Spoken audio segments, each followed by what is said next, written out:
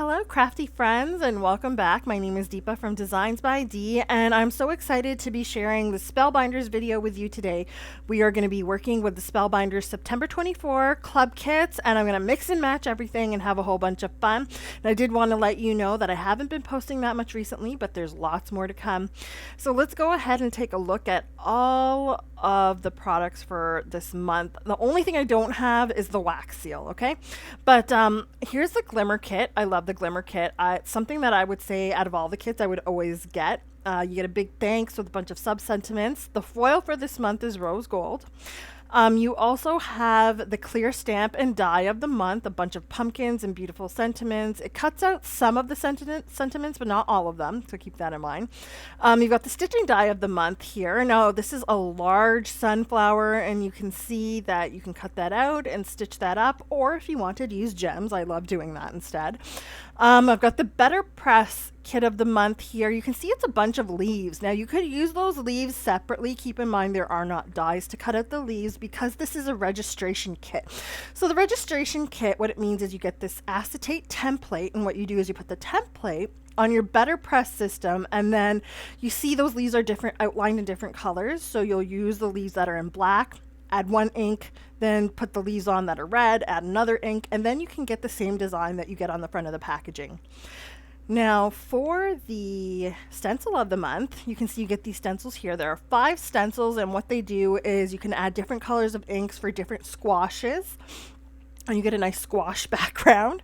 The large die of the month, you get like a farm and like a farm scene. And then for the small die of the month, you get a scarecrow with a bunch of other like pumpkins and like other little bits. I'd say the large and the small die go together very well. For the embossing folders, you've got the 2D embossing folder, which has like a zigzag effect on it, and then the 3D embossing folder is this beautiful pumpkins one, and look at all of that dimension. I love the 3D embossing folder. So let's get started. Of course, I'm going to start with those pumpkins. I'd say that's my favorite from this month. I'm using some blue cardstock. This is cut down to an A2 size, and all I'm going to do is mist it with a bit of water and put it in my embossing folder, and then I'm going to put it through my Spellbinders Platinum. Now keep in mind, I am using the universal plates. They make a huge difference in the amount of embossing that you get. Now I'm just going to set that aside. I've got the dies from the small die of the month. Oh, is that the small? No, sorry, that's a large die. And I'm just using the sunflower from it. So you have the sunflower and the centerpiece of the sunflower plus the leaves. These are all of the inks that I'm using on them. For the leaves, I've got evergreen and spruce tips. For the centers of the flowers, I'm using gathered twigs and what's the other color? Gathered twigs and espresso. And then for the actual sunflower, we're going to go a little bit unconventional here. And I'm using cherry blossom. So I'm using a pink color, but keep in mind that I'm going to be adding yellow to it. So I'm going to use some mustard and a bit of, sweet mustard and a little bit of marigold to add yellow to those petals as well to make it look more like a sunflower. But I think that base of pink looks really nice with it as well. So do try and give that color combo a try with your sunflowers. It looks really pretty. You don't have to stick with the conventional yellow and brown and whatever, right? I always like to kind of mix it up and show you how you can do it a little differently. So yeah, all I'm doing is adding some ink to these. I'm using whatever ink blending brushes I have on hand. I've got like a mix of Altenew and Pink Fresh here. All of my inks are Pink Fresh. Recently, I did like a big haul of the Pink Fresh ink, so I'll be using that a lot going forward.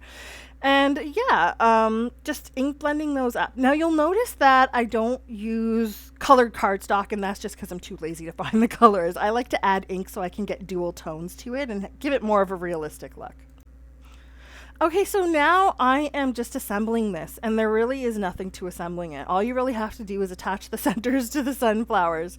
However, I am going to do one little extra step. So once I've glued down that center, I'm using my embellishment tool, and I'm actually just curving the petals. And I find that doing this little bit of what they call zhuzhing gives your sunflowers or any die cut you have more of a realistic look, so that those leaves kind of come off your card a little bit.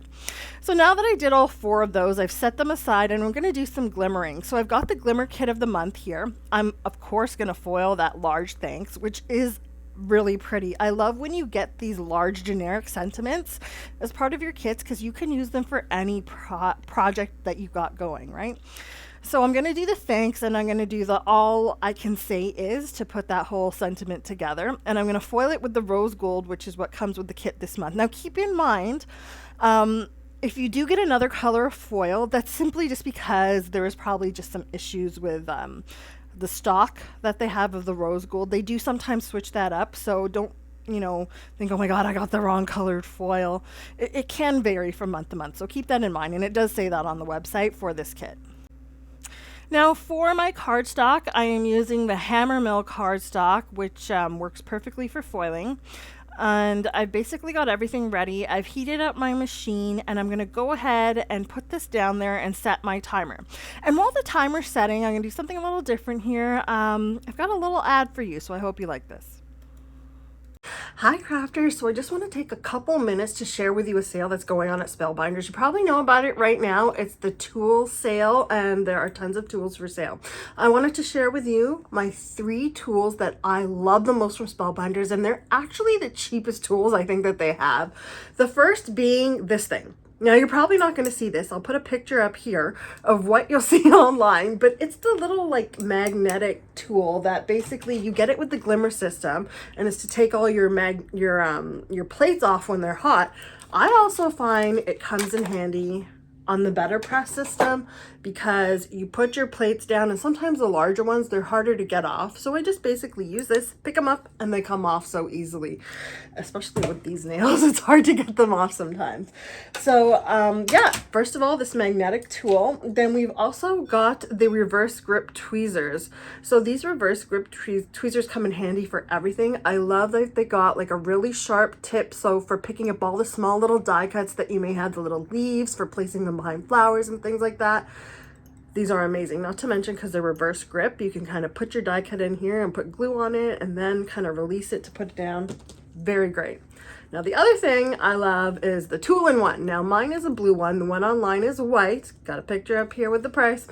And this is amazing because you can attach these tips for shaping your flowers, the stylus tips. There are 3 different sizes, so you can get that in a separate pack. And I think that comes with like Susan's pack of stuff because she makes all of those beautiful flowers. And this is what I love. So when I have those intricate dies with all the little bits in it, all I have to do is flip that die, rub, rub, rub, rub, rub, and everything kind of comes out way faster than using my little pick tool. So those are my 3 favorite tools. I'll hope you check the sale out. There's a link in the description for the to get to the sale, and I hope that you guys enjoy the rest of the video. Bye. Okay, so now we've actually got this foiled here.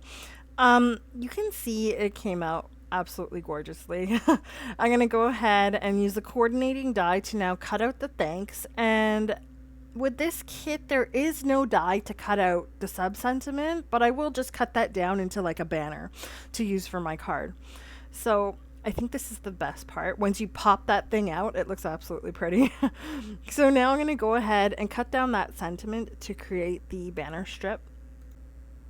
If you happen to have a banner die that's this size, you could always use that as well. But I find just cutting along the edge so that you get the same amount of space between the word and the edge on the top and bottom works for me. And then I usually like to cut a slant rather than like a flag. So it's up to you how you want to do that. Now that I've got all my pieces kind of cut out and inked up, let's go ahead and assemble this card. I'm attaching that pumpkin embossed background to an A2 sized white card base. You'll notice I did cut that down a little bit so I get a little bit of a white border. And as I mentioned, I cut like a little slant at the end of the all I can say is, and I'm going to put the thanks a little bit over top of the banner to kind of make that sentiment cohesive. And then what I'll do is I'll arrange those sunflowers at the bottom corner so it still shows the pumpkins in the background, but you have those sunflowers as a focal point, and you'll notice that the pink with the yellow looks really pretty on the blue muted background that we embossed here. So you'll notice that for the thanks, I've got these thin strips of foam, These are like my saving grace. I have like a whole stash of a whole bunch of different size types of foams. I've got circles, I've got squares in different sizes. I've got the strips, which come in handy for sentiments like this. You can see that you can't see that strip through, so it's nice and thin and you don't have to worry about cutting your own foam strips. And yeah, I like to add the foam anywhere that I can because I do like that dimension. I think that's something I picked up from watching a lot of Yana's videos. And I love the dimension also. So I'm doing the same thing with the sunflowers. Some of them I will attach to the card with just glue so that they're flat with the background of the card. And some of them I'll attach with foam squares, and that creates a bit of variation in depth with your different sunflowers. Because when you have a bouquet of flowers, you'll notice that some are a little more in the forefront, some in the background, and this just gives your card more of a realistic look. Now you'll notice I'm kind of sticking those leaves on, kind of tucking them behind the flowers, and this is how I usually do them. This is also why the foam squares come in handy, because when you haven't glued down that flower completely, you have space to tuck these leaves under, right? Because they're kind of lifted up from the card a little bit. And yeah, I think that's pretty much how I want the front to go. You'll notice I added some pink glitter gems on here. Now I have one last sunflower, and I'm going to tuck this in the center of the card. Now I'm doing this awkwardly, and it's kind of hard for you guys to see, mainly because I've already put some glitter stickles on the sunflower, and it's still wet, so I can't fully open the card, unfortunately. I should have done this first. But that's how it looks. I kind of just put the fourth sunflower in there with the leaves as well. So let's move on to my second card. I think that one's good and done. We're going to use the stencil of the month, and I just really liked these squashes and the ideas of using the different colors. I thought that the same type of color scheme that I used for the first card would work for this one too. So I will mention that before I do my inking, I kind of lined up those stencils first. And you will notice that these stencils are not numbered, okay? So that's why it's kind of hard to tell which is the top and bottom of the stencil. So I do recommend taking your 4 stencils with those squash on them and then making sure that they all line up, holding it up to the light so that you can see each and every one of those squash and they don't overlap. That's one area where you could have a mistake occur if you have one positioned the wrong way around and then all of a sudden your whole pattern doesn't work. So do check that ahead of time. And make sure you got the top and bottom sorted before you start doing your stenciling, okay? Now you'll notice for the first stencil, I went ahead and I used some yellow. So again, I used some lemon whip, and then I think I used the sweet mustard with that one. And you'll notice I'm using 2 colors for each stencil because I want that bit of depth. So I'm adding the lighter color, and then I'm kind of adding a little bit of shading with the darker color. And it's coming like at an angle, either the top corner, the bottom left corner, just a corner. I'm really not sticking to any like, okay, all the light is going to come from this angle. You can do that if you want. I find that it doesn't really matter. No one really notices anyways. So I'm using Peony here as my lighter tone. Actually, no, sorry. Cherry Blossom's my lighter tone, and Peony is my darker tone. And I'll take that stencil off. My third stencil, I'm going to use some Mimosa. So the Mimosa is going to be the darker tone, and Sunkissed is the lighter tone. Now this is more of an orangey color. I did want it to be more peach, but I guess I really have to do my swatching of these inks because I didn't choose the right color, but it ended up looking nice in the end anyways, right? So I'm going to go ahead and add my inks in the same manner. You've got the lighter ink, and then you add the darker ink for the shading.